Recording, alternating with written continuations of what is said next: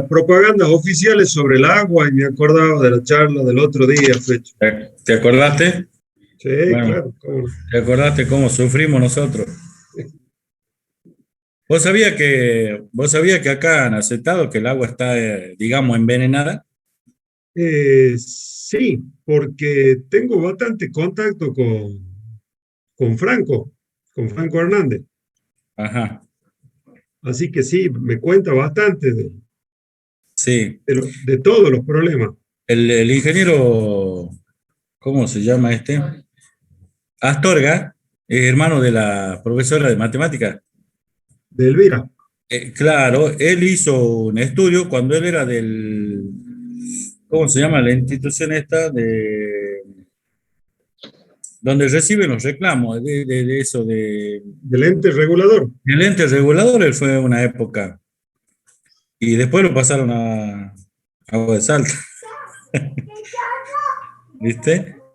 Él hizo un estudio, che, y salió ahí, y mal, mal, tenemos en el dique, dice que se crecen algas venenosas. El alga que está en el dique tiene un veneno malo ahí, que ellos mismos aconsejan no tomar el agua. Vale. Y no sé, vos debes saber más que yo, Pecho. No sé si existe algún tipo de estudio médico de las eventuales consecuencias de todo eso. Y bueno, acá lo que ocurre mucho, que es notable por ahí, este problema estomacales. Es notable por ahí, en época, mayormente en verano, es notable, pero problemas graves estomacales.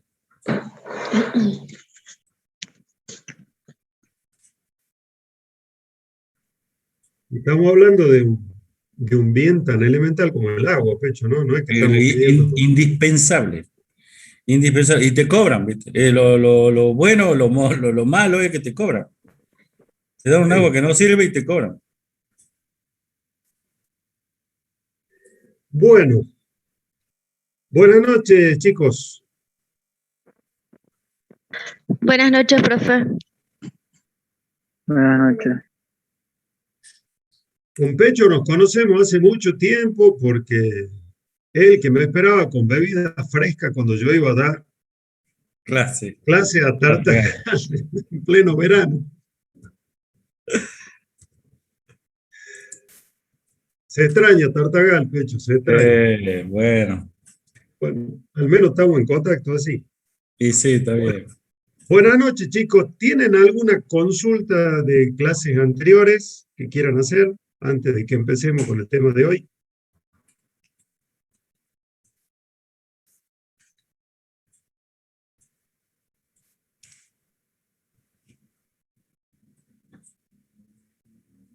Nada. Parece que Bueno, no. Te cuento que me estoy amigando con la compu. Ya te mandé solito un chat porque no podía ni mandar chat. bueno, vamos mejor. Yo no me río mucho porque el año pasado, cuando empezó con esto, Pecho, ha sido un golpe duro para nosotros también. Acostumbrarse a esta cosa no es muy agradable, pero bueno, es la forma que tenemos. Profesor, buenas noches. Sí, O sea, vimos una duda que me quedó, en realidad quiero ver si la entendí bien. a ver, Las subdivisiones del derecho tributario, cuando la sí, profesora Siemens Valeria dijo que una rama del derecho tributario que íbamos a tener que estudiar era la del derecho tributario penal. Y ella sí. comentó así, digamos, poquito nada más, pero es lo que me cuesta a mí de las infracciones materiales y las infracciones inmateriales. Ella comentó, mi duda es, si las infracciones materiales vienen a ser dejar de pagar, o sea, ella comentó algo así, dejar de pagar vendrían a ser las infracciones materiales, y dejar de cumplir vendrían a ser las infracciones inmateriales respecto a la subdivisión del derecho tributario penal. Sí, O sea, así al pero pasar nada más, después lo sí, sí. profundizamos cuando lo toquemos al tema. Sí, pero lo que me gustaría que les quede claro desde ahora es que no es el mero hecho de dejar de pagar una deuda lo que constituye una infracción material. Es Ajá. la falta de pago, Ajá. pero acompañada de una conducta dolosa o culposa que ya veremos en su momento a través de qué medios se expresa esa conducta culposa o dolosa. Claro, O claro, sea, sí, sí. el simple no pago de una obligación es meramente un atraso, que la única consecuencia que tiene es pagar un interés como cualquier otra deuda que pagamos atrasada. Pero ese pago atrasado no constituye una infracción. Ahora, Claro, claro, si ese claro. pago atrasado va acompañado de otros condimentos, esa conducta que digo, ahí sí. Sí, Pero claro, sí, claro. las materiales se relacionan con el pago y las infracciones formales con los otros deberes distintos del pago. Ah, bien. Las formales, claro, claro. Sí, Ah, sí, eso era. Gracias, profesor. no es nada. Gracias. Bueno, eh,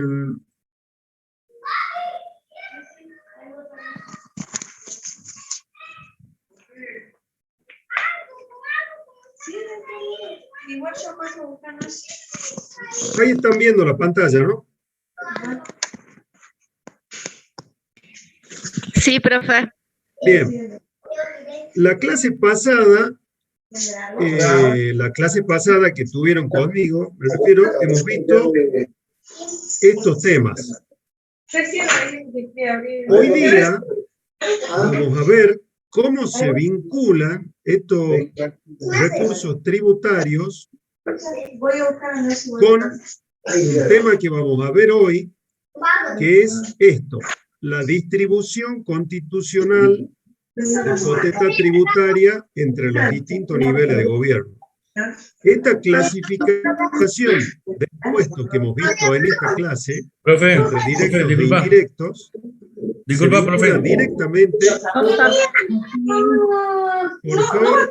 ¿Me puedes silenciar el micrófono? No se escucha bien. Sí.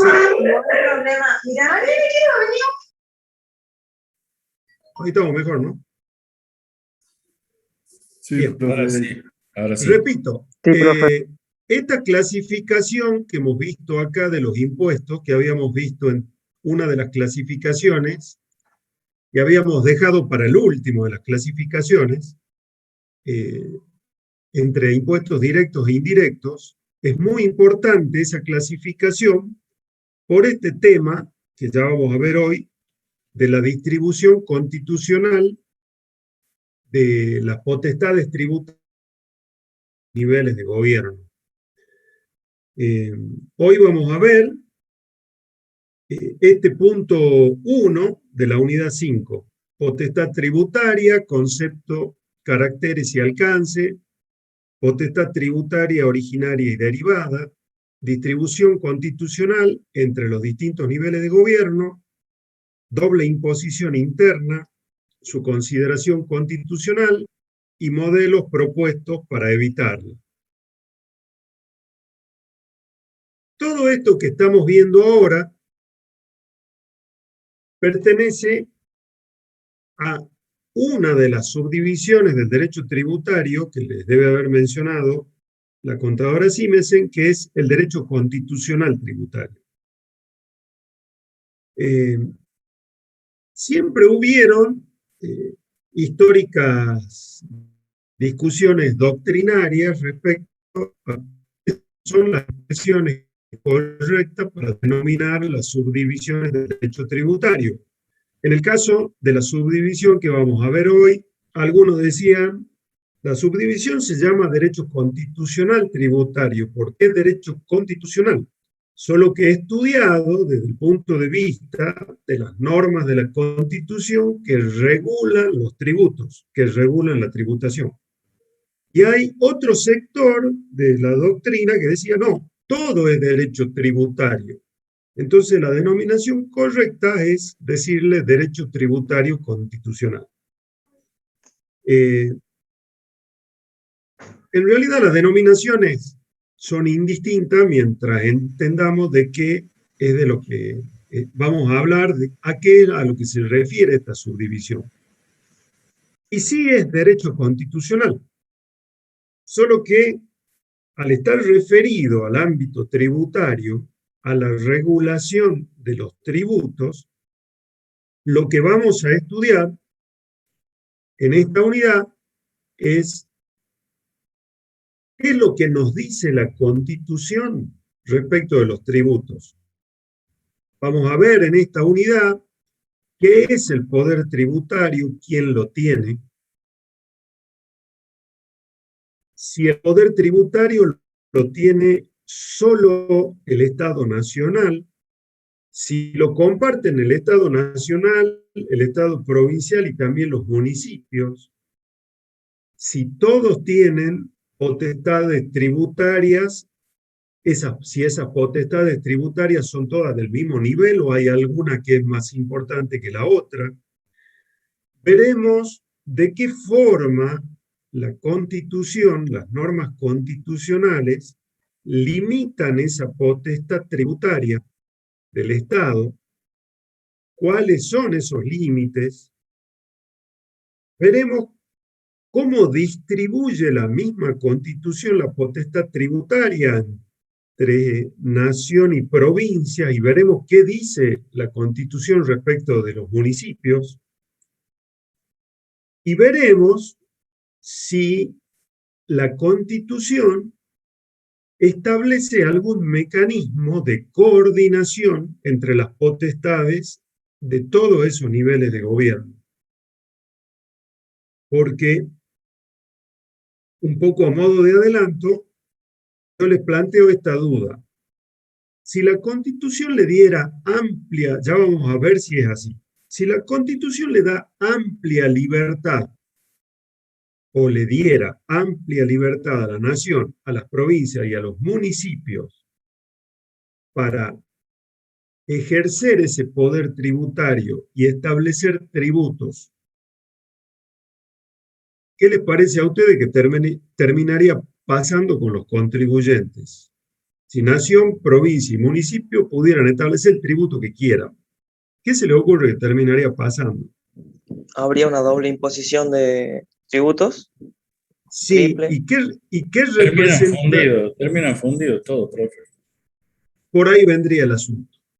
Si no pusiéramos límites o la Constitución no los pusiera, sería un tremendo problema para algo de lo que ya hemos hablado y que ya van a seguir viendo en clases que siguen, la capacidad contributiva, esa capacidad de pagar tributos de alguien.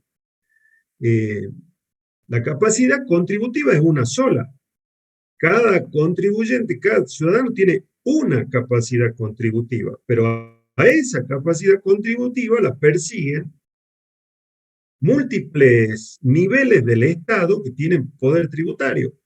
La nación quiere lo suyo, la provincia quiere lo suyo y los municipios quieren lo suyo. Y si hay alguna actividad que se ejerce en más de una provincia, imagínense que además cada una de esas provincias querrían su parte y cada uno de los municipios integrantes de esas provincias. Entonces, podría ser un problema enorme para el contribuyente si la propia Constitución, dándole potestad tributaria al Estado nacional, provincial y municipal, no los obligara a coordinarse de forma tal de que esa capacidad contributiva del contribuyente no sea atacada por encima de un cierto límite. ¿Se entiende la idea hasta acá, chicos? Bueno.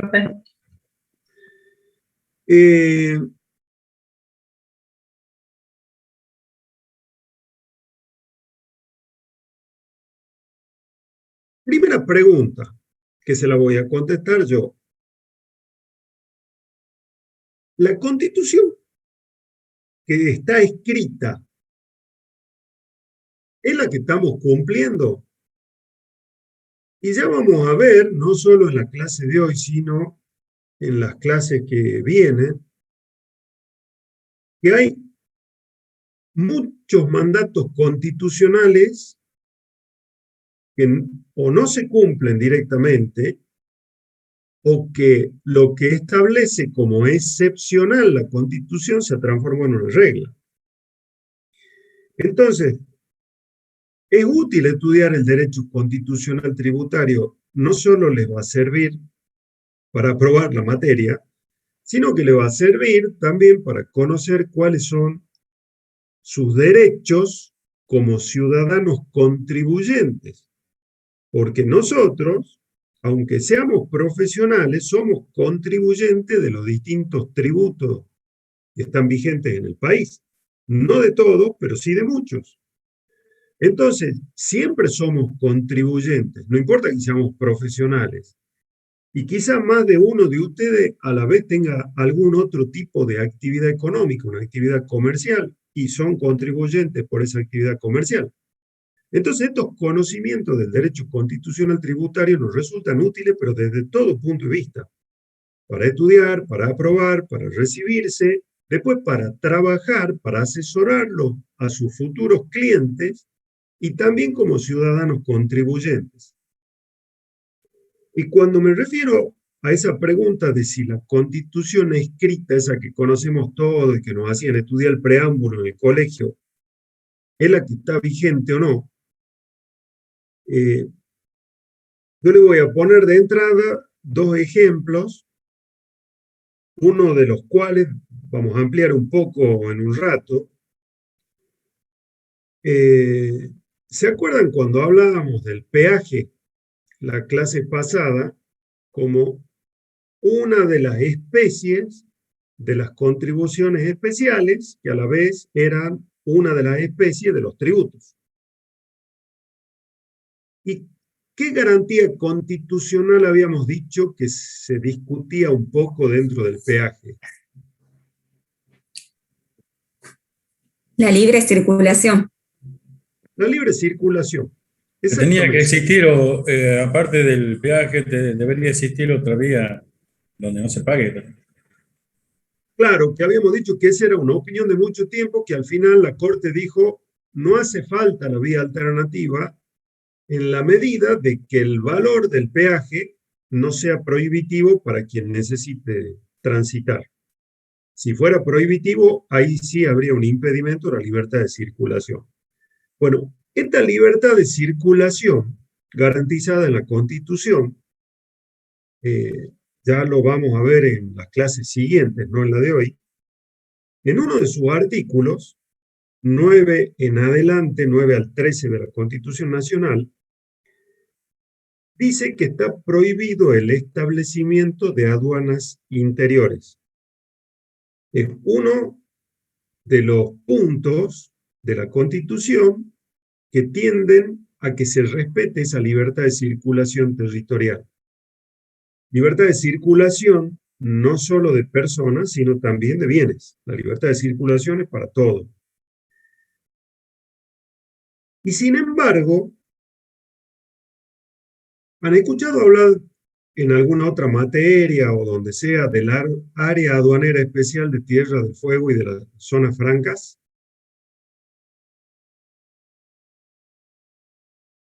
Sí, profe.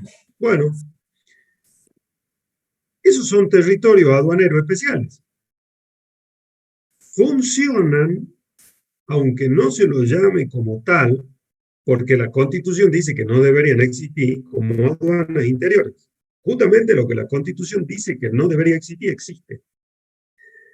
Y hubo un caso, esto se lo doy simplemente para ilustrarlo respecto de que no se cumple con la Constitución escrita siempre, en todos los casos. Hubo un caso hace muchos años, pero no tanto, debe hacer 30, donde una persona introdujo bienes que se producían dentro del área aduanera especial de Tierra del Fuego hacia el país. Y eso, desde el punto de vista de la legislación, es como una importación. ¿Y qué pasa cuando queremos importar bienes de manera ilegal? ¿Cómo se llama eso? Contrabando. Contrabando, exactamente. Bueno, era un caso de contrabando. Pero cuando uno analiza la figura del contrabando, la descripción legal, penal del contrabando, dice la introducción de mercadería o exportación, dependiendo del caso, pero en el caso de importación es desde el exterior hacia el país. Entonces, este caso de este hombre, el tema era cómo se lo encuadraba legalmente. Este caso lo resolvió la Corte Suprema y la mayoría, o sea, la decisión de la Corte fue que eso era contrabando y que se lo castigaba como tal. Pero la minoría de la Corte, 3 de los 7 jueces de la Corte de ese momento dijeron, oigan, compañeros, a lo otro, si decimos que esto es contrabando, estamos reconociendo que en el país existe aduana interior y la Constitución dice que no se puede. Bueno, los jueces de la Corte decidieron que era contrabando. Entonces, no dijeron eso es una aduana interior, pero la resolución del caso tácitamente aceptaba que eso era una aduana, porque de lo contrario no cabía la figura del contrabando. Entonces, en muchos aspectos como ese, uno ve lo que está escrito en la Constitución y lo que termina sucediendo y dice, o la leí mal a la Constitución o agarré la Constitución de otro país, me equivoqué cuando estudié. Y en el ámbito tributario se ve muchas violaciones de la Constitución, más seguido de lo que resulta tolerable o de lo que uno podría aceptar como, si bien ninguna desviación de la Constitución es aceptable, pero acá nos pasa demasiado seguido con un montón de cosas.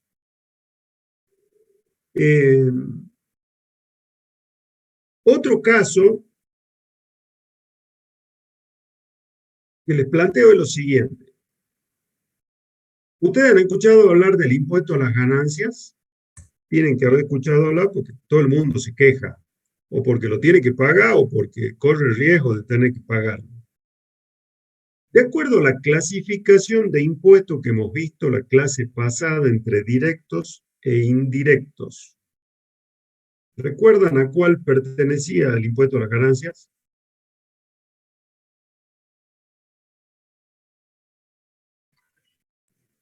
¿Y los impuestos a los patrimonios? Directo. Directo. Directos, sí, a los directos. ¿Ustedes saben quién, entre nación, provincia y municipio, quién lo ha creado, quién lo estableció al impuesto a las ganancias? Que todos conocemos. Nación. La nación. La nación. Yo le agrego más datos. La Constitución, ya lo vamos a ver más adelante en esta misma clase, en una parte dice que la competencia para establecer tributos directos le corresponde de manera exclusiva y permanente a las provincias.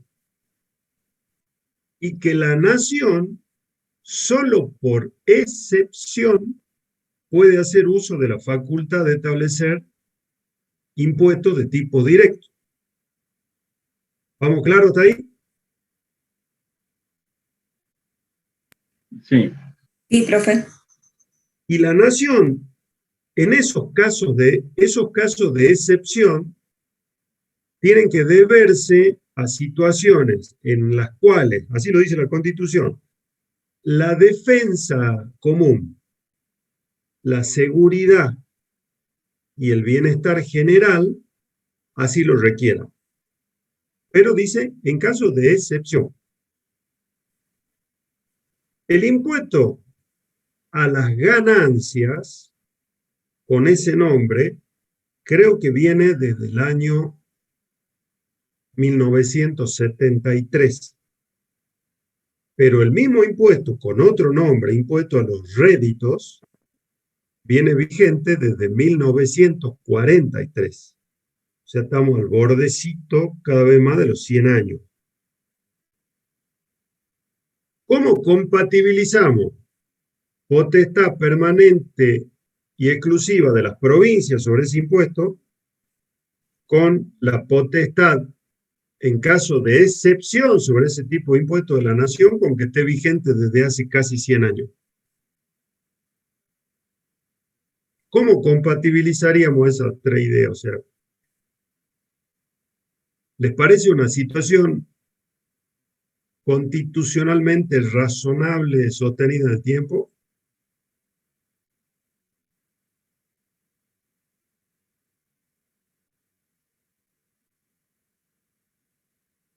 ¿Se puede estar en estado de emergencia 100 años seguidos? A eso me refiero.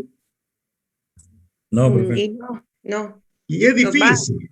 O sea, nosotros sabemos que no tenemos la vida fácil en el país. Ahora, Caso excepcional.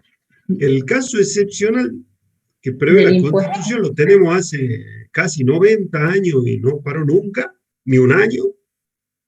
Entonces, ¿qué es lo que se hace siempre? Desde que se estableció el impuesto, se dijo, bueno, es de emergencia por 2 años, hasta 1945. Y cuando se estaba por terminar la vigencia en el 45, bueno, se prorroga por 2 años, y por 2, y por 2, y por 2, y por 2, y por 2, y la última prórroga la tenemos hasta el 31 de diciembre del 2022. Y ya saldrá otra ley que la prorrogará de nuevo, lógicamente. No es que nos vamos a dar el gusto de presenciar el fin de la excepcionalidad en la recaudación del impuesto a la ganancia por la nación. Digo, les pongo esto como ejemplo para que ustedes vean cómo siempre, de alguna forma, la Constitución se está violando. Y uno dice, no, no se viola, porque hay una ley que establece, declara el estado de emergencia. Y esa ley después se prorroga, lo que es un mecanismo constitucional válido. Bueno, sí, pero sí, no digo que sea, que no haya respetado los pasos legales, digo, ¿realmente se cumple la Constitución? Con tantas prórrogas, se puede asumir que permanentemente esté un estado de emergencia, y es difícil, digamos, asumir eso. Pero bueno, ahí tienen otra muestra de cómo se buscan las formas de que lo que dice la Constitución se pueda torcer un poquito, aunque sea por vías legales. ¿Queda claro hasta acá, chicos? Profe, el nuevo impuesto a la riqueza también sería otro caso de impuesto directo creado por nación. Sí, sí, porque recuerden que el otro caso de impuestos directos sería el de los impuestos que gravan los patrimonios. Y este impuesto a la riqueza grava no el patrimonio entero, pero grava bienes del patrimonio. Así que sí, sería otro impuesto directo. Sí, sería. Ya la vamos a ver, las distribuciones como las menciona la Constitución, pero la Constitución dice esto debería ser de las provincias de forma permanente y exclusiva. Encima dice exclusiva. Después dice la Constitución, la nación va a poder, en casos de excepción, por eso, tema de defensa, seguridad común, bienestar general, etc. Pero sí, es otro caso de impuesto directo. ¿Alguna otra duda, chicos, hasta acá? Unita, profe. Sí. ¿Por qué, si dice impuesto a las ganancias, por qué se calcula sobre el sueldo, digamos, sobre los haberes? Porque esto ya lo vamos a ver, ya les digo en qué unidad. A partir de la unidad 6 se empieza a estudiar el derecho tributario material. En el derecho tributario material se estudia la obligación tributaria, que es la obligación de pago, la principal de todas las obligaciones que tiene el contribuyente. Esa rama del derecho tributario, esa subdivisión, es la que la contadora Simensen le debe haber mencionado como que es la que se considera verdaderamente autónoma. Una de las características de la autonomía del derecho tributario sustantivo o material es que puede tomar términos que uno conoce de otras disciplinas, de otro derecho, toma esos términos y le da un concepto propio. Otra característica de la autonomía es que crea institutos, o sea, crea cosas que no existen en otras ramas del derecho. Entonces, por ejemplo, Pecho pregunta, ¿por qué? ¿Qué tiene de ganancia un sueldo? Es la pregunta de él. Y es la pregunta que en realidad vienen respondiendo a través de muchos fallos, distintas instancias judiciales, incluso la Corte, acercándose cada vez más a la idea que ya viene desde hace años, solo que no hay una definición tajante, de que la jubilación no tiene nada de ganancia, nada, sino que tiene otra naturaleza. Pero ¿qué pasa? Volviendo al tema de la autonomía del derecho tributario. Si uno piensa en la jubilación, dice, pero esto no es, uno cuando piensa en ganancia, en realidad, uno lo relaciona casi inmediatamente, por no decirles casi exclusivamente, con lo que es una actividad comercial. Precio de venta menos precio de costo, esto es ganancia. Después uno un sueldo no lo identifica como ganancia. A un honorario que uno cobra por la tarea profesional, uno no lo identifica con el concepto de ganancia, por más que haya un ingreso, un gasto y una diferencia. Uno identifica ganancia comercialmente. Bueno, la ley de impuesto a las ganancias, como muchas leyes impositivas, dice qué es ganancia para la ley de ganancia. Da un concepto propio de ganancia. Cuando la ley de ganancia da el concepto propio, dice, las ganancias alcanzadas por este impuesto, esto ya lo van a ver el año que viene si Dios quiere, las ganancias que van a estar alcanzadas por este impuesto son las que cumplan este concepto que les doy acá abajo, en el artículo 2, o si están mencionadas expresamente en alguno de los artículos que nos indican las distintas categorías de ganancias, que en el impuesto a la ganancia son 4 categorías. Una de esas categorías, la cuarta, es la que describe las ganancias provenientes de las actividades de tipo personal, una de las cuales son los ingresos por salario, sueldo, en relación de dependencia.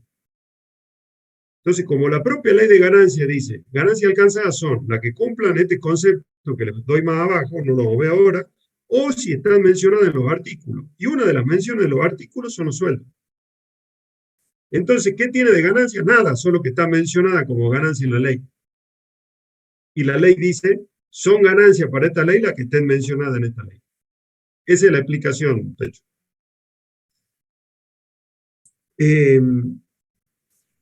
Gracias, profe. De nada.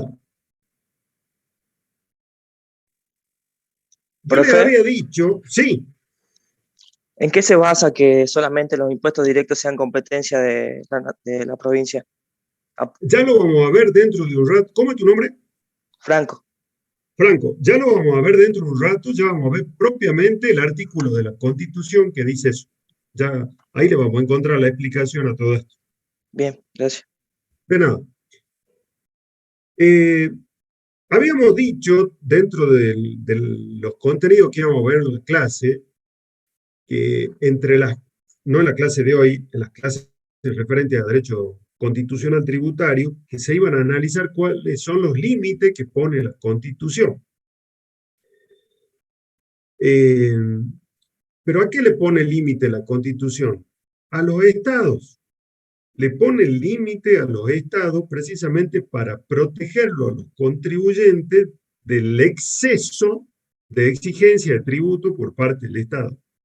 O sea, todos esos límites que son garantías constitucionales están en la Constitución para protección del ciudadano, para protección del contribuyente.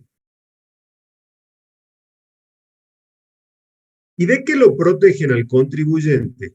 Y ahí vamos a uno de los temas de hoy, de la potestad tributaria del Estado, de los poderes tributarios del Estado. ¿Y qué es el poder tributario del Estado? Ya hemos hablado en un montón de derechos, digo de los que estudiaron antes, del poder de imperio del Estado. El Estado tiene un poder de imperio, un poder de establecer obligaciones a los ciudadanos. La potestad tributaria es una manifestación de ese poder de imperio del Estado. Es una de las formas a través de las cuales ese poder de imperio del Estado se manifiesta. Y se manifiesta, en este caso, en el ámbito tributario. ¿Y qué implica esa potestad tributaria? La de crear un tributo, y cuando me refiero al Estado nacional, provincial o municipal. Crearlo al tributo, modificarlo, suprimirlo, establecer lo que se llaman exenciones o beneficios tributarios, ya vamos a ver qué son, y también forma parte del poder tributario la potestad sancionatoria. Es parte del poder tributario, pero la estudiamos nosotros en una unidad diferente, en la del derecho penal tributario. Pero esa potestad de decir, hacer esto va a constituir una infracción, y si se comete esta infracción, la pena o la sanción va a ser tal otra, es parte del ejercicio del poder tributario. ¿Recuerdan la clase anterior cuando dijimos que todas las leyes tributarias describen hechos imponibles? ¿Qué eran los hechos imponibles? Hechos que tienen esto forma parte de estudio de otra unidad, pero hechos que tienen un contenido económico y que si se dan en la realidad, originan la obligación de pagar el tributo para ese que lo realizó. Y habíamos dicho que dentro de la especie impuestos, dentro de los recursos tributarios, no había ningún servicio que el Estado preste que se identifique, que se pueda individualizar en el contribuyente obligado al pago. Y decíamos, el impuesto, el que lo debe exclusivamente porque ha realizado el hecho imponible previsto en la ley. Está completamente desvinculado de cualquier servicio que el Estado preste y que sea individualizable en ese sujeto. Si cuando se realiza el hecho imponible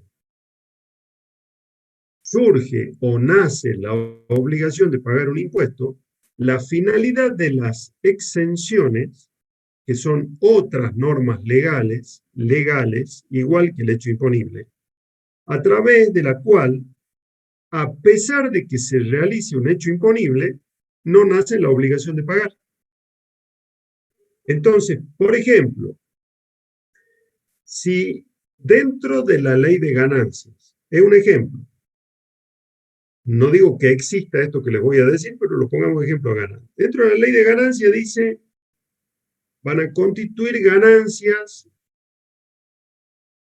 los sueldos en relación de dependencia. Entonces uno dice, bueno, cualquiera que gane un sueldo en relación de dependencia va a estar alcanzado por el impuesto a las ganancias. Y después viene una ley también, y dice, van a estar exentos del impuesto a las ganancias los sueldos en relación de dependencia de todo el personal de salud, de las fuerzas de seguridad y de todos los auxiliares que presten servicio de salud o de seguridad durante la pandemia. Entonces, alguien ha realizado el hecho imponible previsto en la ley.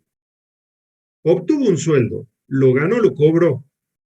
Desde ese punto de vista, hasta ahí dice, está alcanzado por ganancia. Pero hay otra norma que dice que están exentos. ¿Quiénes? Estos. O sea, a pesar de que se realiza un hecho imponible, no hay obligación de pago. ¿Queda claro lo que es una exención?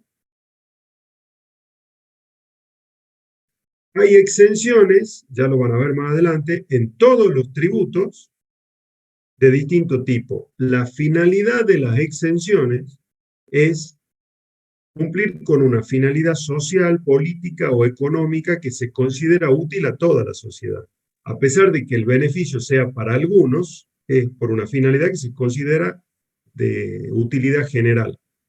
Y un beneficio tributario es un concepto similar al efecto que produce la exención. En la exención no nace la obligación de pago. Cuando hay un beneficio tributario, que también tiene que ser establecido por ley, nace la obligación de pago por haber realizado el hecho imponible, pero o por un importe menor al que hubiera correspondido, o se dan facilidades extendidas en el pago en el tiempo. Esos son beneficios tributarios. Todos esos conceptos, establecer un tributo, establecer un beneficio tributario, establecer una exención, describir infracciones, establecer sanciones, modificar un tributo, una exención, etcétera, suprimirlo o derogarlo, todo eso es parte del derecho constitucional tributario. ¿Queda claro? Bien.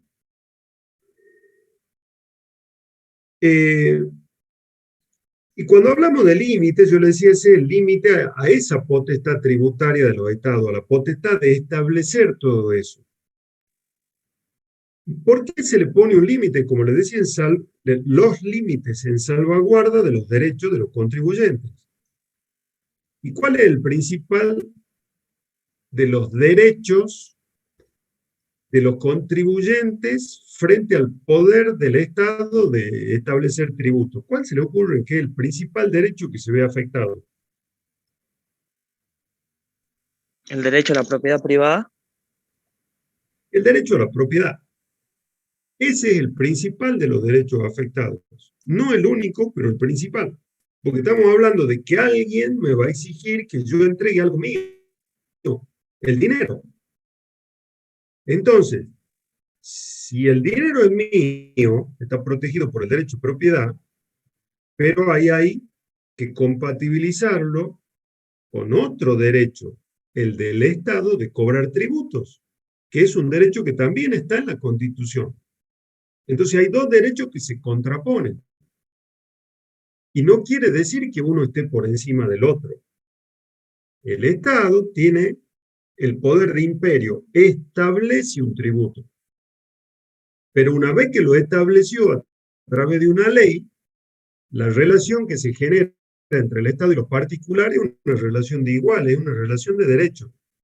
Una relación que garantiza a través de la Constitución que no sea vulnerada por el poder del Estado. Entonces, la propia Constitución, la que le marca los límites a ese poder tributario del Estado. Esto ya lo van a ver propiamente en las clases que vienen cuando se estudien cada uno de los límites a esa potestad tributaria. ¿Y qué características tiene esa potestad tributaria? Tiene 4 características fundamentales. La potestad tributaria o poder tributario, lo mismo, es abstracto o abstracta si estamos hablando de la potestad. ¿Qué implica que sea un poder abstracto? De que existe más allá de que el Estado lo ejerza o no a ese poder. Ese poder existe porque existe el Estado, porque el Estado tiene ese poder de imperio propio de la existencia del Estado. No puede no existir la potestad tributaria, porque sería como decir no existe el Estado. Entonces, más allá de que el Estado la ejerza o no a esa potestad, la potestad existe. Por eso se le dice que es abstracta. Segunda característica, que se relaciona con la anterior, es una potestad permanente. No desaparece. Existe mientras exista el Estado que tiene y que ejerce esa potestad tributaria. No puede ser temporaria porque implicaría reconocer que la existencia del Estado es temporaria. Entonces, esa potestad tributaria es permanente, siempre existe mientras existe el Estado. Otra característica relacionada con la anterior, la potestad es irrenunciable. El Estado no puede renunciar a esa potestad como diciendo, no la voy a ejercer, que la ejerza otro a esta potestad tributaria. Porque a la vez que es un derecho del Estado, el ejercicio de esa potestad es una obligación. ¿Por qué? Porque esa potestad tributaria es la que le va a permitir, entre otras, obtener los recursos que va a necesitar para poder satisfacer las necesidades públicas. El Estado se ha creado, se ha constituido para satisfacer esas necesidades. Entonces, no puede renunciar a algo que obligatoriamente debe cumplir, recaudar para gastar, para satisfacer necesidades. Y además es indelegable. No puede delegarla a esa potestad tributaria en alguien más. Solo puede ser ejercida por el Estado. Una vez que se ha creado el tributo a través de una ley, lo que el Estado puede delegar es la potestad de cobro, no la potestad tributaria. La potestad de cobrar un tributo no se identifica con la potestad tributaria.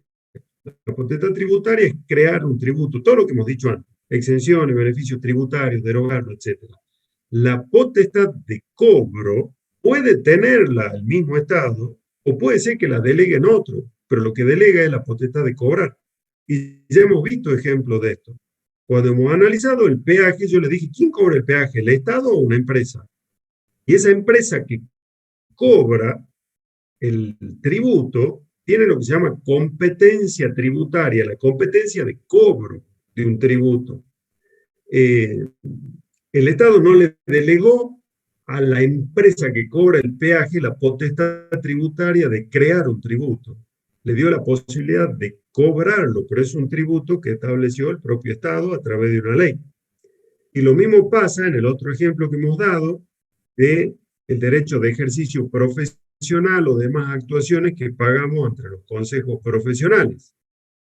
Lo que cobran los consejos profesionales es un tributo, pero no lo crean, está creado por la ley que les delega la potestad de cobro del tributo. Lo único que hacen los consejos profesionales, porque le da la ley, es la posibilidad de fijar un monto con el que ese consejo profesional, colegio o lo que fuera se va a autofinanciar. Pero la potestad tributaria siempre es del Estado. ¿Quedan claras las características? ¿Alguna duda? ¿No? Bueno. Profe, Sí. le decía que no. Era una pregunta. Ah, no, bueno.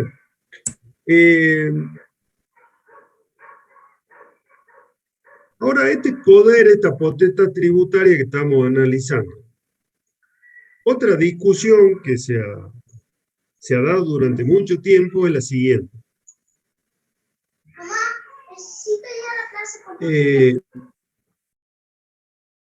Esa potestad tributaria que tienen los estados, ¿es toda del mismo nivel jerárquico?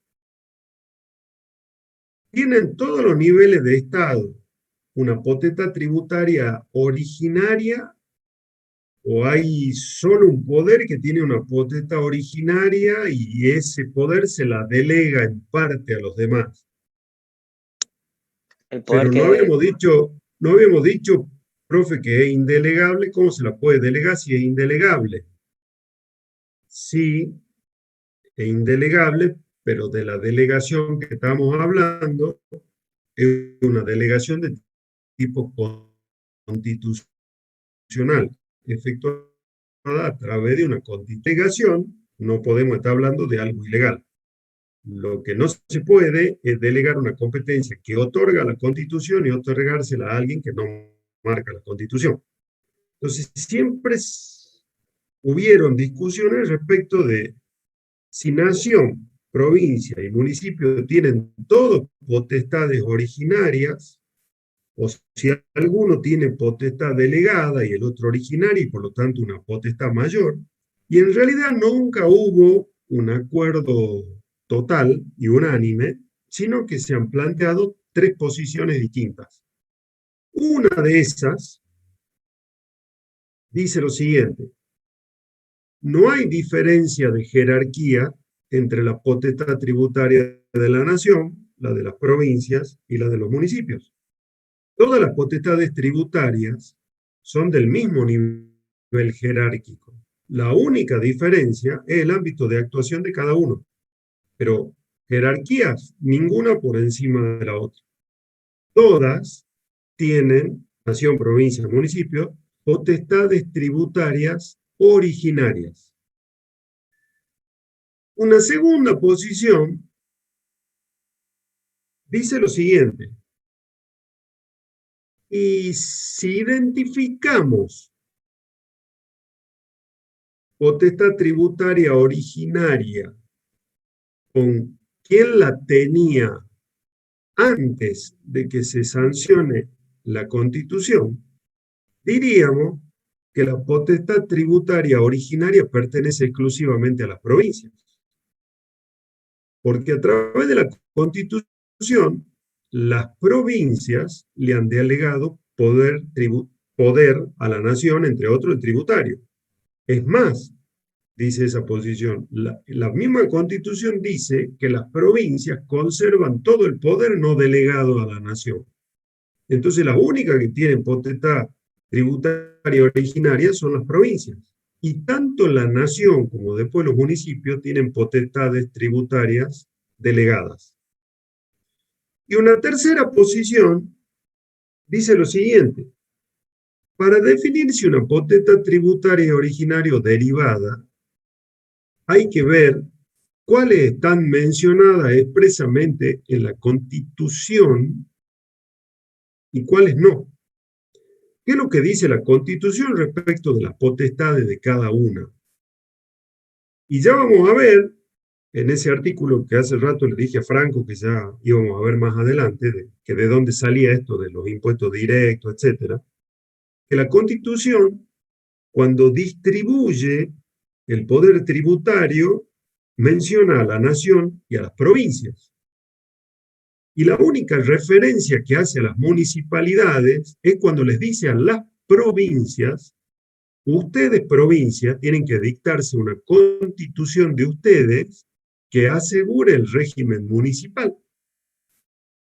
Y en otro artículo les dice: tienen que garantizar ese régimen municipal autónomo, dotándolo de los recursos necesarios y reglando su alcance.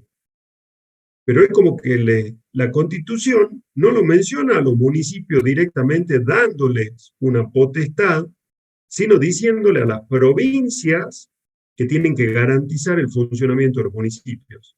Entonces, esta tercera posición dice: la potestad tributaria originaria es de la nación y de las provincias, y la de los municipios es delegada. ¿Queda claro? Profesor, disculpe, es una pequeña duda nada más. Entonces, ¿potestad tributaria vendría a ser lo mismo que el poder tributario? O sea, Es lo mismo. bien, Son gracias. dos expresiones que significan exactamente lo mismo. Bien, gracias. De nada.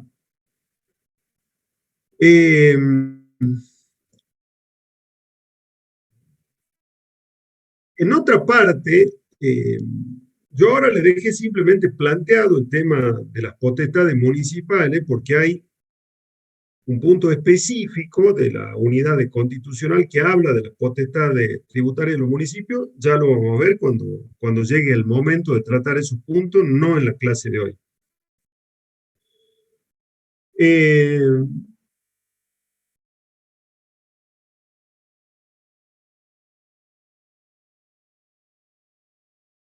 Déjenme que le busque una cosa.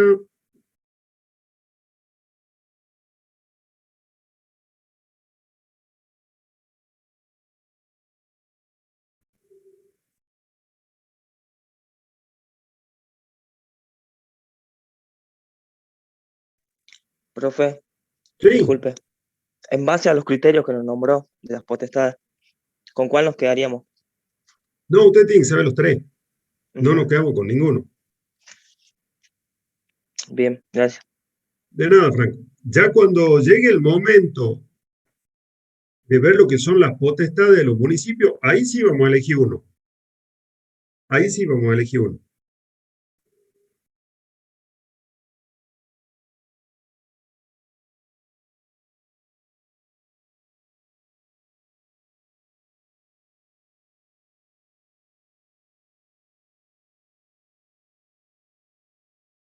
¿Han entrado en esta página alguna vez?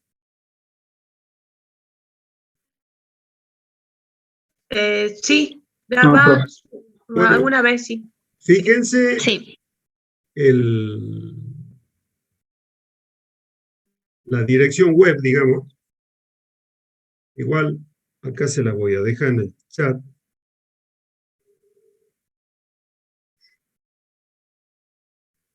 Cuando lo encuentre, digo, ¿no?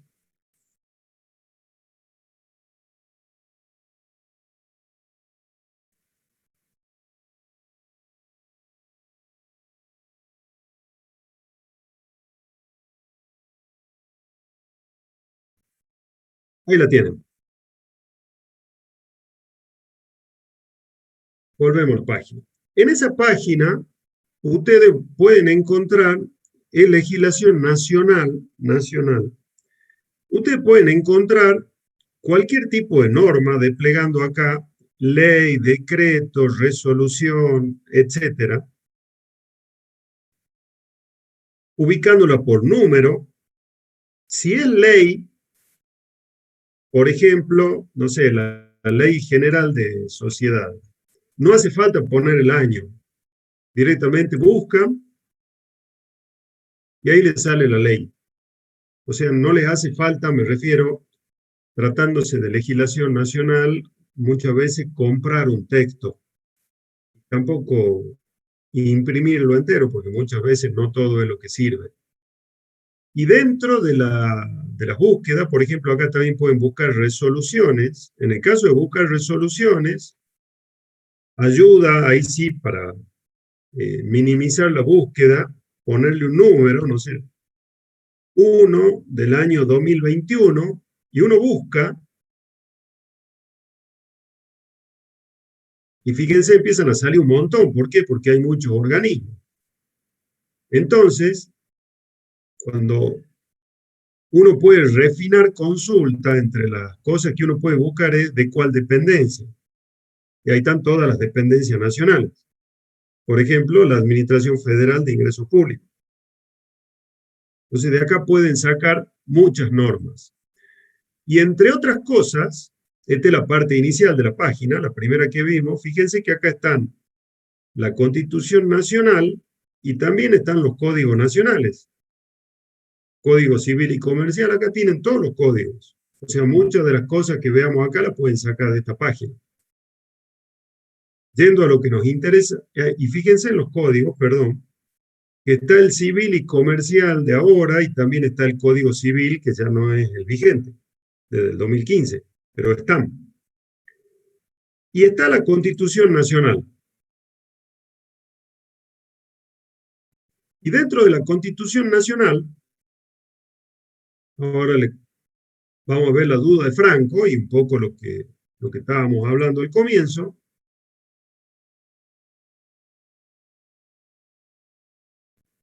Fíjense lo que dice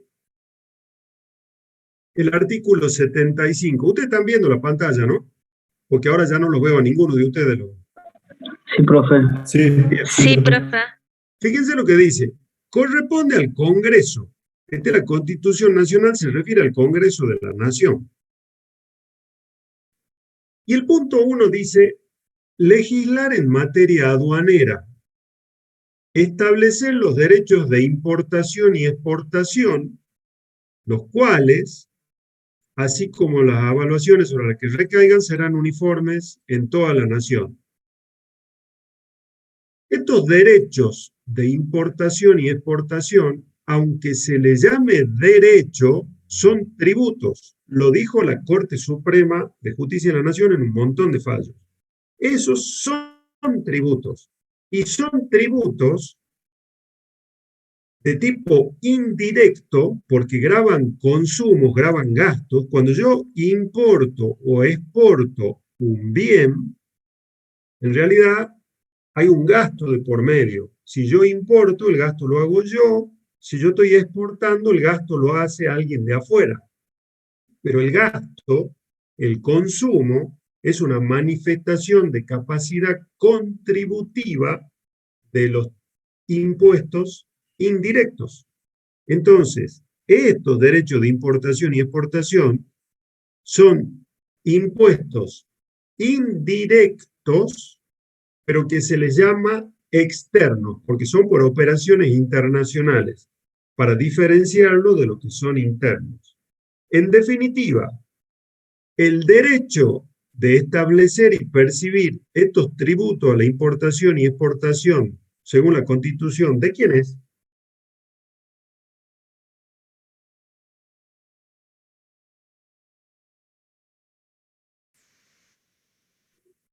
¿Nación y provincia? ¿Nación, provincia y municipalidades o solo nación?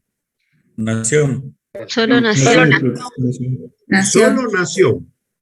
Esos derechos de importación y exportación son potestad exclusiva y permanente de la nación. ¿Está claro hasta acá?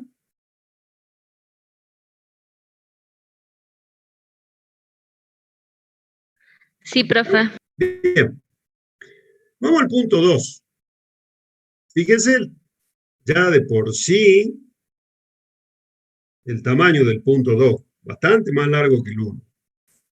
El punto 2 dice, imponer contribuciones indirectas, recordemos que estas también son indirectas, pero externas.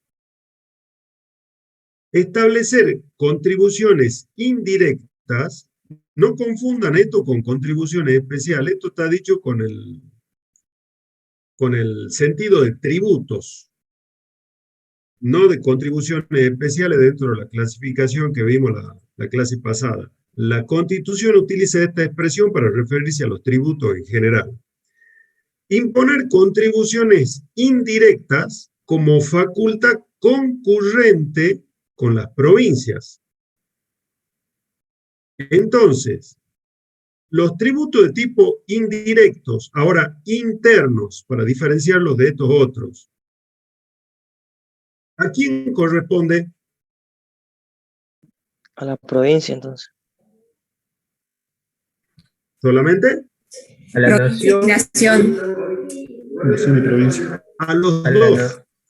La Constitución les da potestades sobre los tributos indirectos internos de forma permanente y concurrente tanto a la nación, Congreso, con facultad del Congreso, como a las provincias.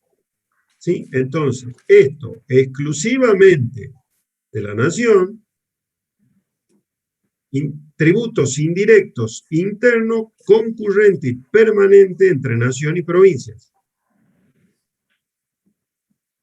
¿Está claro hasta acá, chicos? Sí, profe. Bien. Miremos lo que sigue.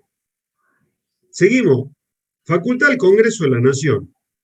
Imponer contribuciones directas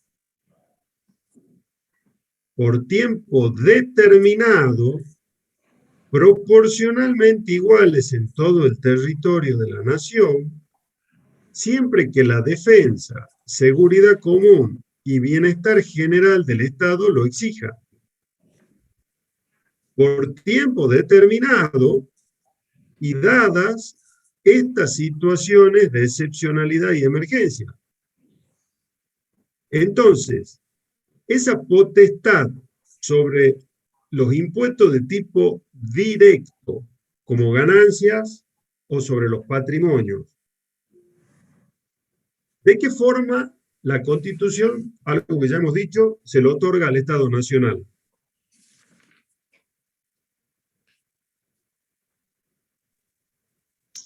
Siempre que la defensa, seguridad común y bien general del Estado lo exijan. Y por tiempo determinado. Es tiempo determinado que decimos que viene hace casi 100 años. Entonces, esta potestad nosotros la identificamos como, ya vamos a ver después, como permanente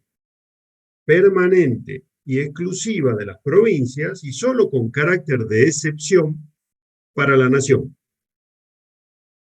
¿Queda claro hasta acá?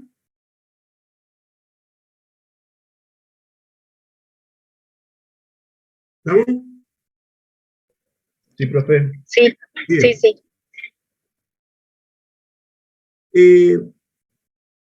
¿Cuál les parece a ustedes que sería, algo ya me contestaron hace rato, que sería la consecuencia que sobre estas contribuciones indirectas tengan facultad concurrente nación y provincia? O sea, las dos, nación y provincia, pueden crear tributos de tipo indirecto de forma permanente y concurrente. Por ejemplo, el IVA.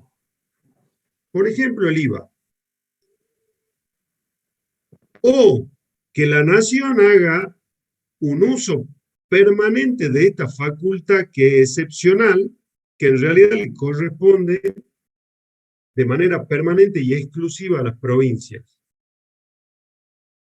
¿Cuál piensan ustedes que es la consecuencia de que se cumpla con lo que la Constitución dice? Que concurran nación y provincia sobre los mismos tributos. La doble imposición. ¿Están todos de acuerdo con la compañera?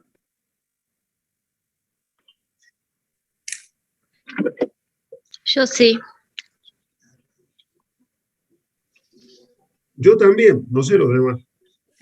Sí. Ahora sí, bueno. Entonces, si la Constitución está previendo esto, ¿uno podría decir que la doble imposición es inconstitucional? Si la propia Constitución lo está previendo. No, No, porque está autorizado. indiscutiblemente que la doble imposición interna está prevista en la Constitución. Volvemos a la charla del origen, del comienzo de la clase. Si la Constitución está previendo esto, la propia Constitución deberá, y eso forma parte del derecho constitucional tributario, prever mecanismos de coordinación. ¿Para qué? Para evitar que la doble o múltiple imposición lo termine agrediendo al patrimonio, a la propiedad de ese contribuyente por encima de sus posibilidades.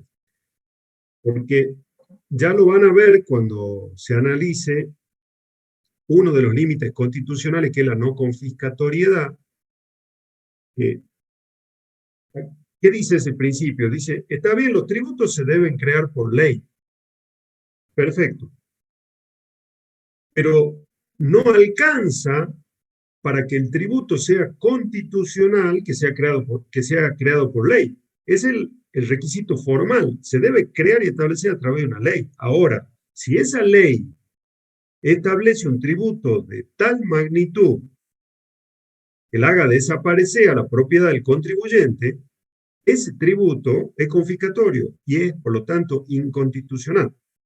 Entonces, no alcanza con que un tributo sea establecido por ley para que ahí esté todo bien. No. Además, hay que analizar su constitucionalidad desde el punto de vista de otros límites, entre otros, el de la confiscatoriedad.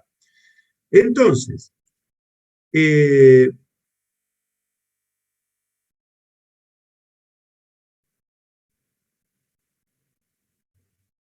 hay dos tipos de múltiple imposición que se van a dar. Ya sabemos cómo se comparten estas potestades entre nación y provincias. Entonces uno dice, a ver, si la ejercen nación y provincia a esa potestad que le da la Constitución, se daría la siguiente situación, por ejemplo, que la nación tendría un IVA y cada provincia tendría un IVA. un IVA nacional y un montón de IVAs provinciales. Y se daría la situación de que cada provincia tendría un impuesto a la ganancia provincial y que además, dándose situaciones de emergencia, existiría un impuesto a la ganancia nacional. Más el resto de tributos indirectos que establezcan en concurrencia nación y provincia, aparte del IVA, más, si dijéramos, ya veremos, cuando analicemos eso, que la potestad tributaria del municipio es originaria y tiene amplios poderes, y encima todo lo que sancionen los municipios.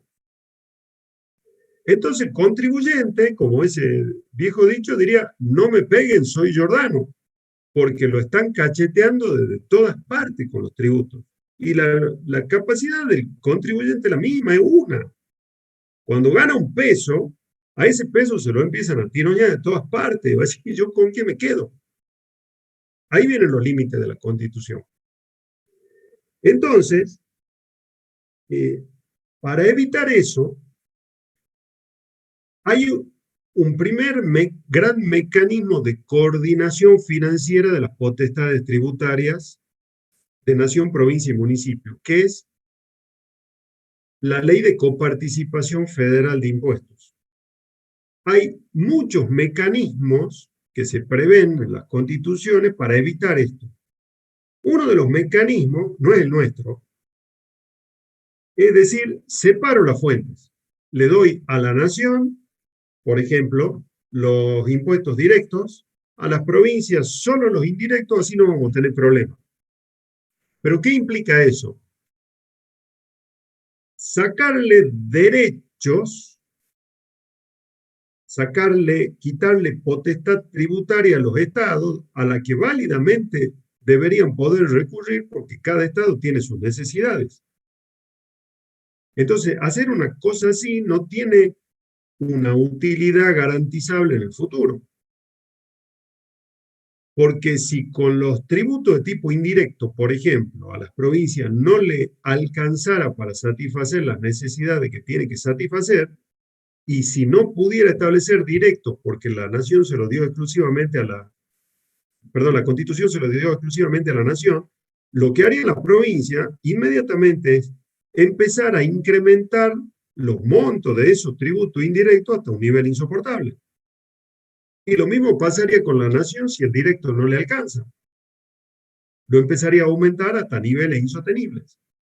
Entonces, para evitar todo eso, otro de los mecanismos que se prevé, que existen, no son los únicos, es el mecanismo de la participación que nosotros le llamamos de coparticipación a través de la Ley de Coparticipación Federal. ¿Qué implica esa Ley de Coparticipación Federal? Es la 23.548, que está vigente desde el año 1988, y que implica distribuir de una determinada forma esas potestades que marca la Constitución.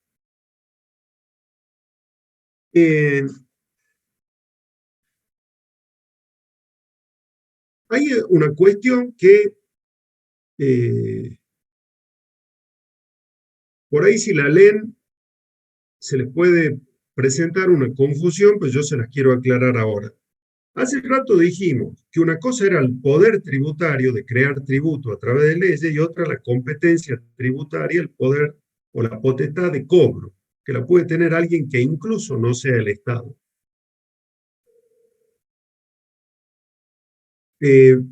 Muchas veces,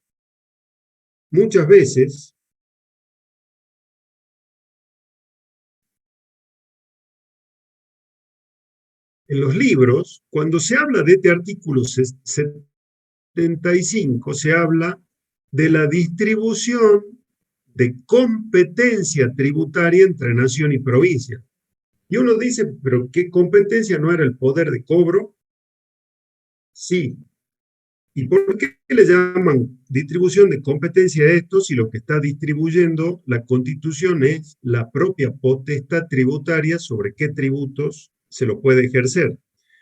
Y esto lo tienen que entender del siguiente modo.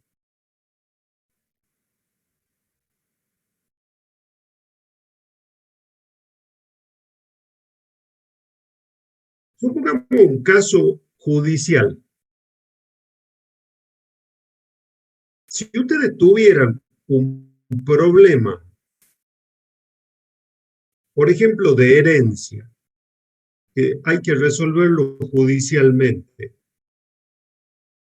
¿ustedes creen que lo pueden plantear ese problema ante cualquier juez? Por ejemplo, ¿pueden ir ante un juez en lo comercial? No, No, ¿Ante un juez penal? tampoco. tampoco. ¿Juez de quiebra? Tampoco. Menos. ¿Un juez de familia? Sí, Bueno, todos los jueces tienen lo que se llama jurisdicción. Es una potestad, un poder. Jurisdicción viene de una composición de palabras que en latín quiere decir el derecho. Eso quiere decir jurisdicción. Entonces, todos los jueces tienen jurisdicción. Tienen la potestad de decir el derecho. Sería un equivalente a la potestad tributaria. La tienen todos los estados. ¿Qué es lo que hace la Constitución en el 75? Le asigna competencia. Dice, esa potestad tributaria la vamos a dividir así. O sea, tiene el mismo nombre que la potestad de cobrar, competencia tributaria, pero tiene otro alcance. Este término de competencia, en este caso, el artículo 75. Entonces, un juez que tiene la potestad de decir el derecho, no puede decir el derecho en cualquier causa. ¿Por qué? Porque el ordenamiento procesal le asigna competencia, lo mismo que acá, y le da a uno competencia en lo penal, a otro competencia en lo comercial, a otro competencia en lo que es quiebra, a otro competencia de familia, etc. Entonces, todos los jueces tienen jurisdicción, sí, pero con competencia en determinada área. Eso es lo que hace la Constitución con el poder tributario en este artículo 75. ¿Queda claro el asunto?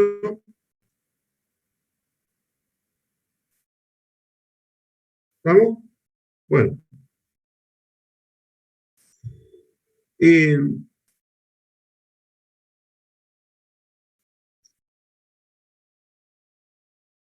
Volvamos acá. Entonces, en ese primer mecanismo de coordinación financiera, ¿cómo lo soluciona la Constitución? Y fíjense lo que dice este párrafo del punto 2 del artículo 75. Una ley convenio sobre la base de acuerdos entre la nación y las provincias instituirá regímenes de coparticipación de estas contribuciones, garantizando la automaticidad en la remisión de los fondos. Entonces, ya me empieza a decir la Constitución cómo se va a solucionar ese problema de doble imposición que la propia Constitución ha previsto. Entonces dice, se va a solucionar a través de una ley convenio, que es la Ley de Coparticipación Federal, sobre la base de acuerdo entre nación y provincias. ¿Y por qué se le dice ley convenio? Porque es una ley que dicta la nación, la ley 23.548, a la que las provincias adhieren a través de leyes dictadas por sus propias legislaturas provinciales. Ese es el mecanismo. Pero la propia Constitución prevé la forma de atenuar o minimizar los efectos negativos de esta doble imposición que está previendo en sus propias normas. Acá dice que esa ley convenio tiene que tener como Cámara de Origen el Senado, ser sancionada con mayoría absoluta de la totalidad de los miembros de cada Cámara, etc. Pero dice cosas que uno ve, y las ve a través del tiempo, que son apartamientos de la Constitución. La Constitución es hermosa, dice cosas hermosas y que se deberían cumplir, pero que se cumplan es otra cosa. Y fíjense lo que dice acá. Y esto es solo una curiosidad de tipo ciudadano.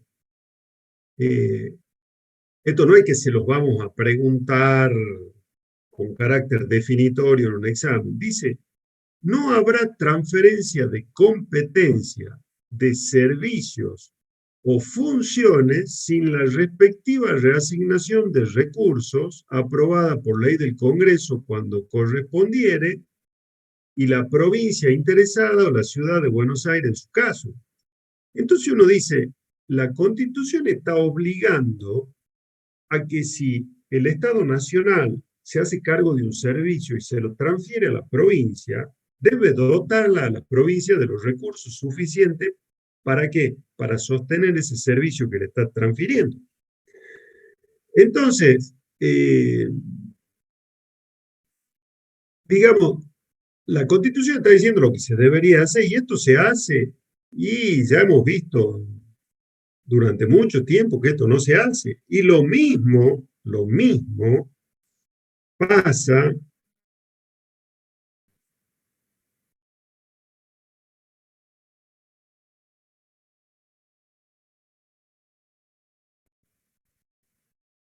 que ya lo vamos a ver en otra clase.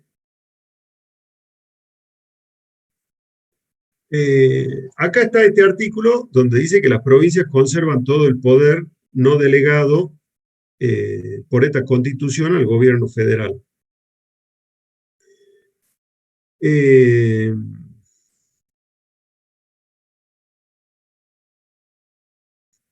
¿Dónde está? Acá está.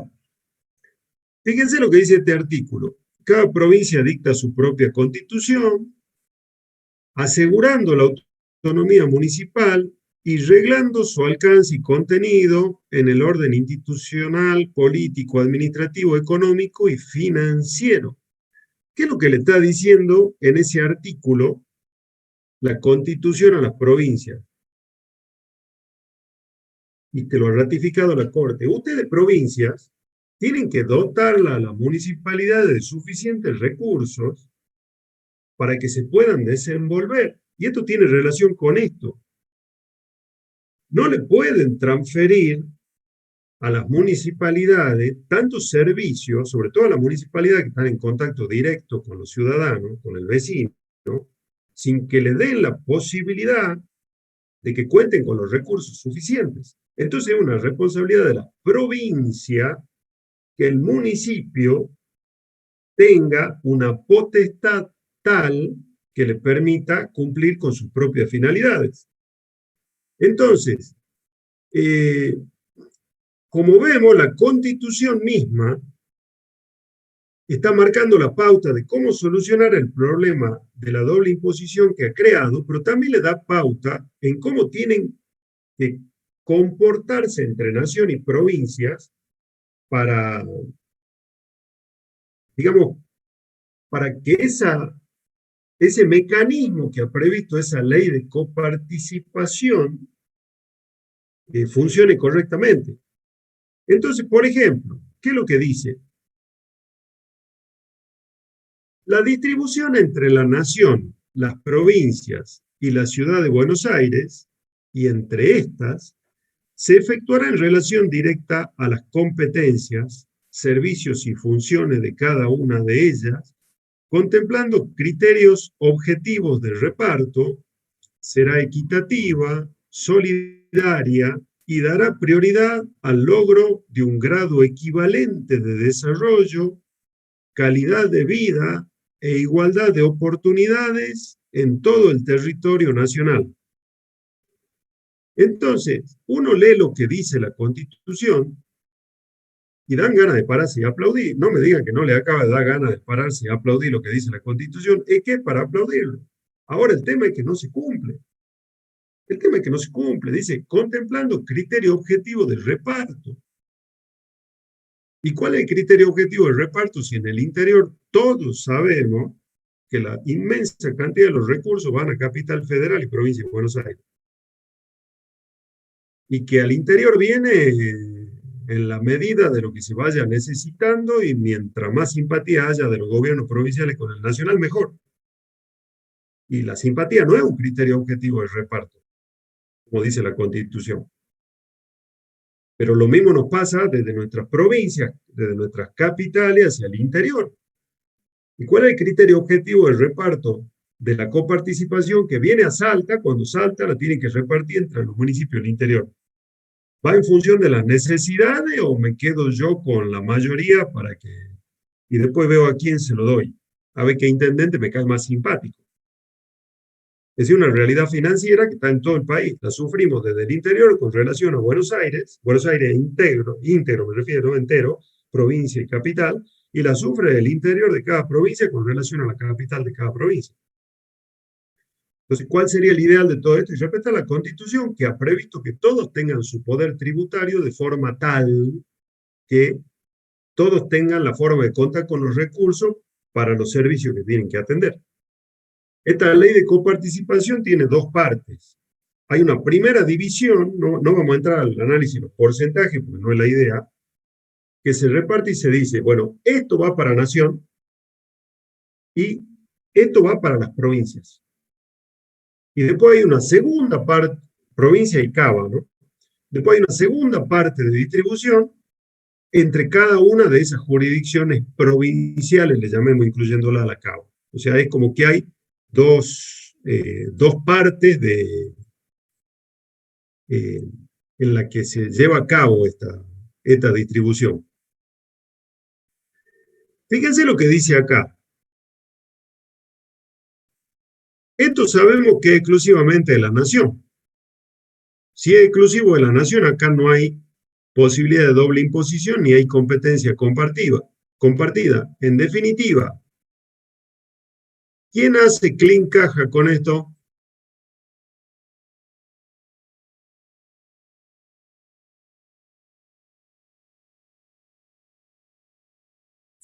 Nación. Nación. ¿Están todos de acuerdo? Sí, profe. Sí, profe. Eso no se coparticipa. Eso no se coparticipa. Y veamos acá. Acá están las indirectas internas, los impuestos indirectos internos, y los directos. Y acá dice, las contribuciones previstas en este inciso, con excepción de la parte o del total que tengan asignación específica, porque hay muchos tributos que tienen una asignación específica, son coparticipables. Entonces, los derechos de importación y exportación, y a esto le agregamos otro que no hemos leído, las tasas postales son exclusivas y permanentes de la nación. Los tributos indirectos internos y los directos, en los casos en los que la nación haga uso excepcional, son coparticipables entre la nación y las provincias. ¿Qué significa esto? Que la nación es la que va, así está establecida la ley de coparticipación, la nación establece esos tributos, impuesto a las ganancias, impuesto al valor agregado, recauda, les pongo como ejemplo de los dos grandes impuestos, hay más, impuestos sobre los bienes personales. La nación los establece, los legisla, los recauda y los coparticipa entre todos en base a esas normas de la Constitución. ¿Con qué se queda la nación exclusivamente? Derechos de importación y exportación, que son indirectos externos, y las tasas postales. ¿Está claro, chicos? Sí, profe. Bueno, Sí, profe. ¿qué otro mecanismo se ha previsto de coordinación financiera dentro de nuestro país? Yo les había dicho, imagínense si lo que ya me quieren tironear entre nación, provincia y municipios, encima ejerzo una actividad que la desarrollo en varias provincias a la vez. Entonces, así como el régimen de coparticipación federal es un régimen de solución de doble imposición vertical, nación, provincias, municipios, hay otro régimen que es un régimen de coordinación financiera horizontal, que se aplica a las provincias. ¿En qué casos? En los casos en que una actividad, esto también ya lo van a estudiar cuando cursen Teoría y Técnica Impositiva 2, se llama convenio multilateral. Es un convenio, no es una ley, es un convenio entre todas las jurisdicciones provinciales que tiende ¿a qué?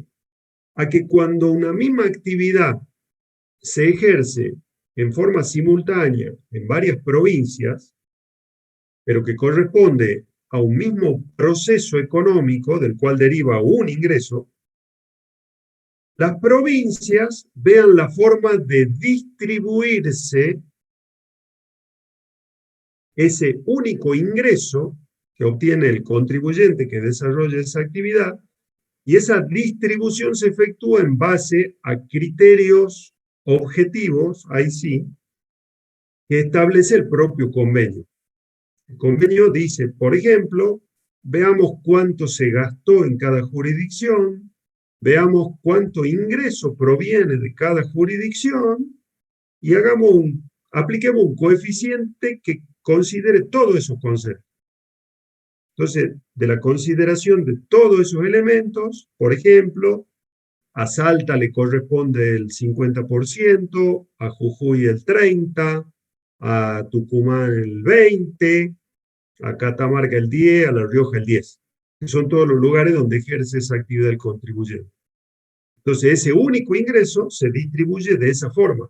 No es que el contribuyente tiene que tributar todo lo que se le ocurre a cada provincia en cada lugar, porque el ingreso, como decimos, es único.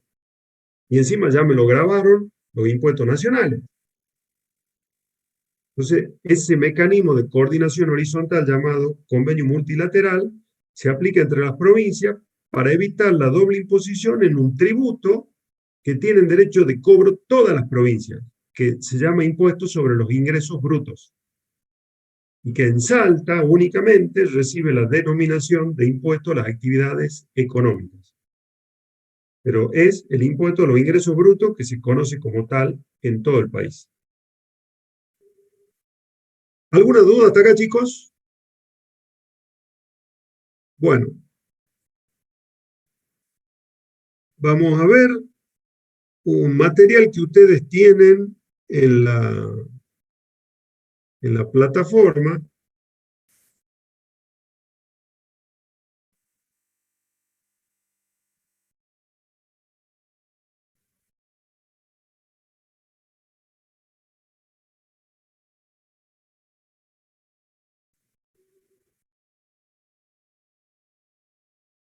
Antes les voy a mostrar esto.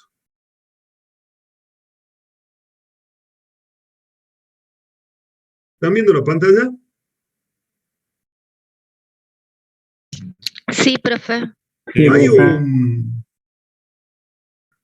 Hay un instituto, una entidad de estudio, una de las tantas que hay de estudio de cuestiones tributarias en el país. Miren que esto es del 2019. Y en el 2019 habían 163 tributos en todo el país, contando los que establece la nación, las provincias y los municipios. 163. O sea, esto no quiere decir que en nuestro país todos los contribuyentes estén sometidos a 163 tributos. Pero dependiendo de la forma en la que ejerzan su actividad y en cuántas jurisdicciones ejerzan su actividad, digamos, podría haber alguno que por el tipo de actividad y los lugares esté sujeto a los 163 tributos. O sea, es una locura total. Es una locura total. La buena noticia es que estamos empeorando. O sea, cada vez tenemos más. Eso es del 2019. Ya le festejaremos el cumpleaños de los 200 tributos dentro de un tiempo. Ya es complejo estudiar uno. Imagínense si nos tenemos que poner a estudiar todo. Pero bueno, como dice Pecho, peor es casarse. Acá tienen, este material sí lo tienen ustedes en la plataforma.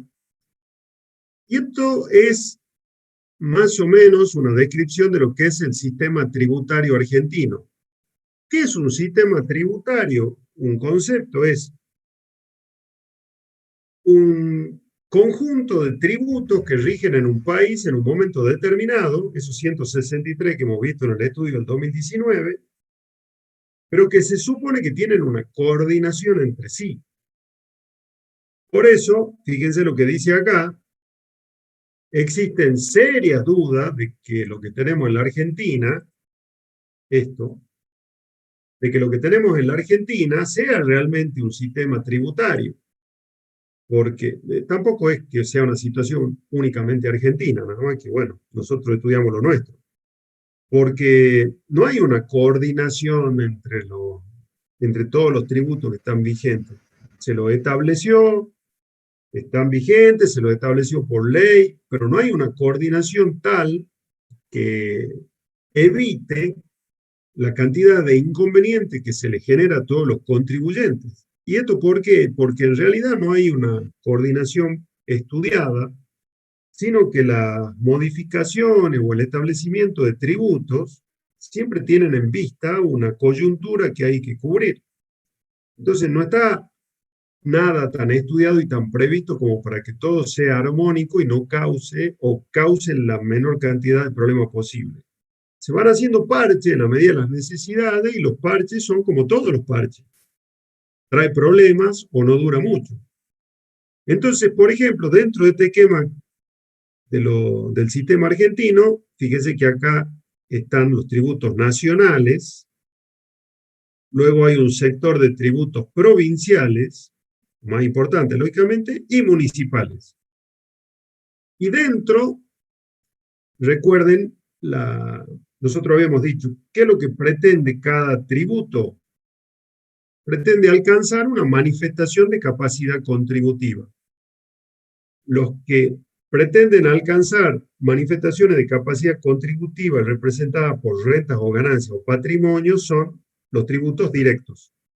Y los que buscan alcanzar manifestaciones de capacidad contributiva representadas por gastos o consumos son los indirectos.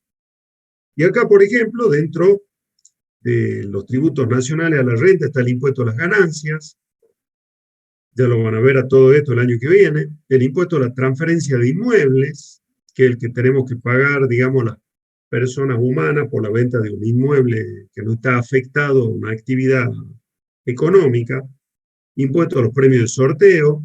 Este impuesto ya está derogado, pero era de tipo directo y complementario al impuesto a las ganancias, no existe más.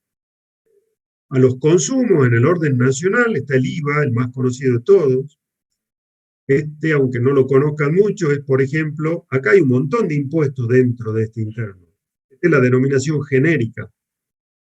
Pero ahí adentro está, por ejemplo, el impuesto a los cigarrillos, el impuesto a los automotores, es decir, que lo hace encarecer a los autos a partir de un determinado monto, a las motos, a los motores, a las bebidas alcohólicas, eso capaz que le suena un poco más, a las bebidas gaseosas, a las bebidas saborizadas, a la venta de artículos suntuarios, joyas, venta de oro, venta de metales preciosos.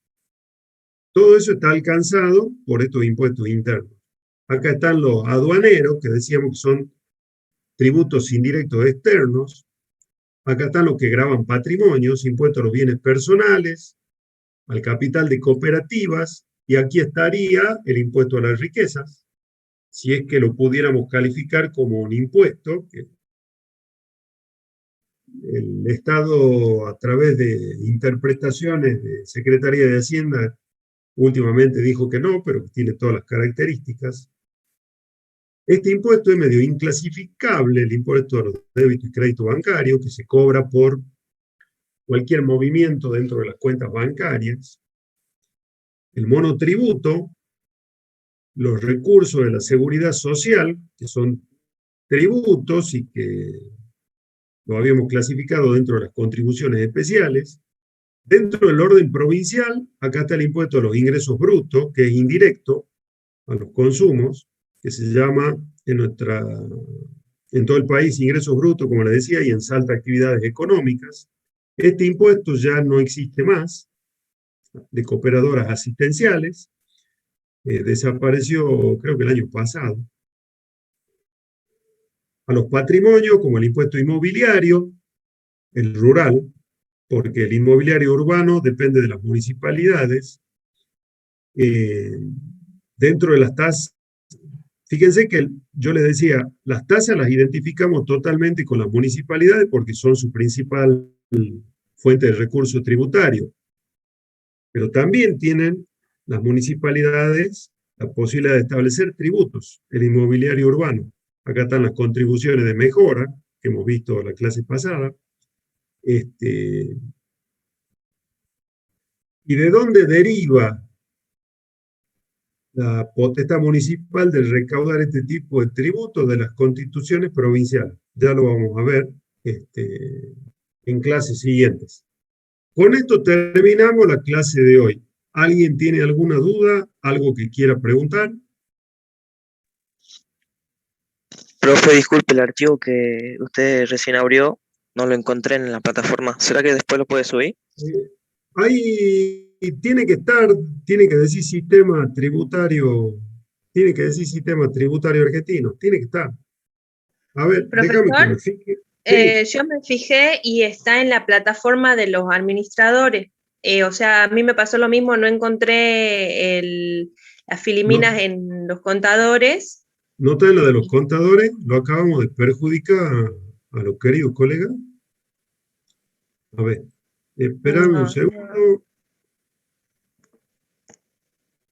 Veamos. Profe, Sí, donde dice material complementario en la unidad 1 y 4, ahí hay que abrir y ahí está.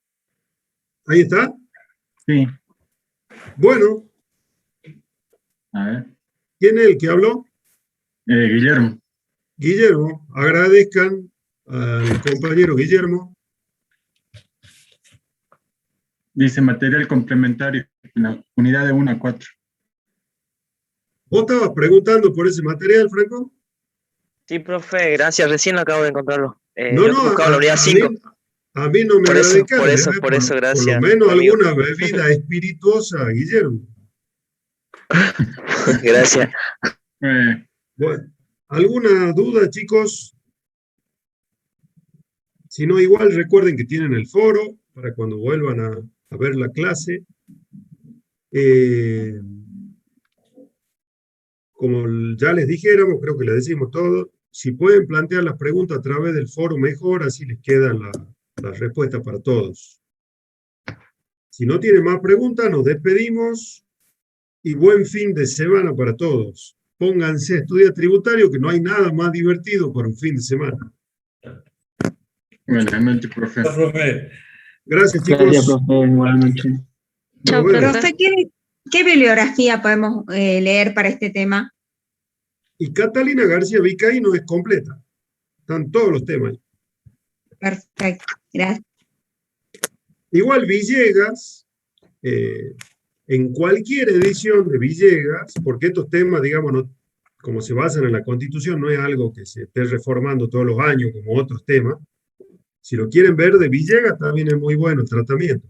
Así que de la bibliografía que ustedes tengan, está bien. Nos vemos, chicos. Hasta luego, profe. Gracias, buenas noches. Chao, Pecho.